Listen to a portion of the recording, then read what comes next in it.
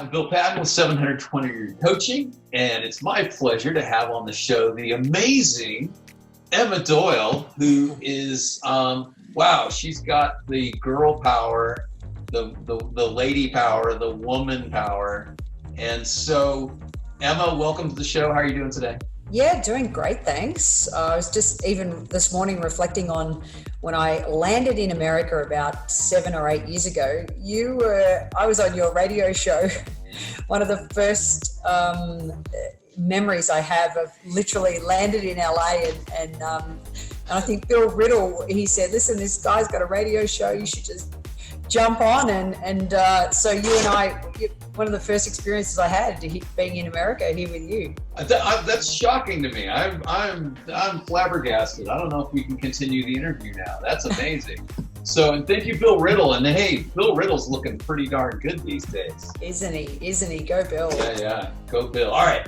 Our main topic, our main overarching theme here is leadership and community. And then we're going to talk about some of the things, some of the initiatives that you're doing. But how would you introduce a conversation on where we need to be in leadership in any kind of crisis? I mean, we're currently in a situation, but different crises will come up. So, let's make it more general. What do leaders look like when they're building community during crisis time? I love the really simple line, follow before you lead. That to me summarizes what great leadership is. That great quote by Gandhi, there go my people, I must follow them for I am their leader. One of my favorite questions to ask all coaches is in 1 to a maximum of 3 words, what makes a great coach? This came about when I had the opportunity to ask Roger Federer this question. And since then, in the top 3 answers of at least 500 responses over the last couple of years, listening comes up repeatedly. And I think when we really listen to what's going on, to our staff, to our team, what their biggest problems and challenges are, then we take that information, help bridge that gap between present state and desired state. That's definitely within my coaching philosophy, is this future-based thinking rather than always reflecting on what's gone wrong. Stay in that present moment of the problems and the challenges, but never down for more than whatever you need that to be, whether it be half a day, 10 minutes, 10 seconds.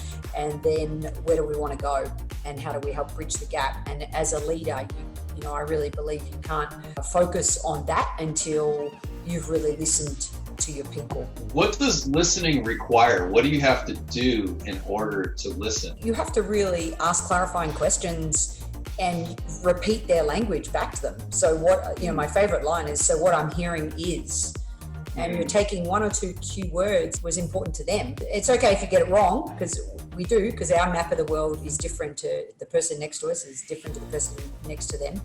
And so reflecting it back in how you understood what they said, you may get it wrong the first time. And so just keep peeling it back, like the whole onion concept. As humans, we all have layers upon layers upon layers. And don't forget, sometimes your staff or your team, they might not even know how to articulate what they're feeling themselves. As coaches, how often do we ask questions of our players? How is the match? Good, and that's it. Or maybe it wasn't good. So it's being able to read the subconscious cues that really fascinates me.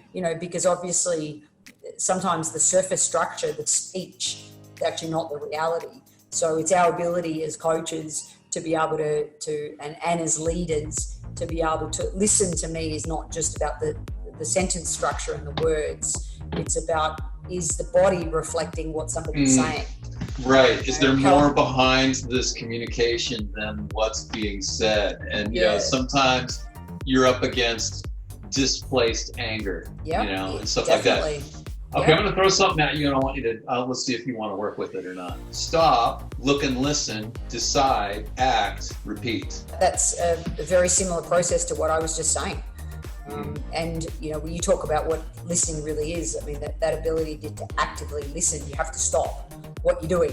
even if your mobile phone's in your pocket, the greatest bear bug of any coach is that little notification button in the corner. Yeah. And you see, and you can't help yourself, even though you're having a conversation with someone else, you feel your phone's vibrated in your pocket and you're already thinking about what time's your next appointment, and you've lost that ability to truly listen in that moment. So I love, I pick up on that word that you first said, which was stop. Really liked that. Yeah.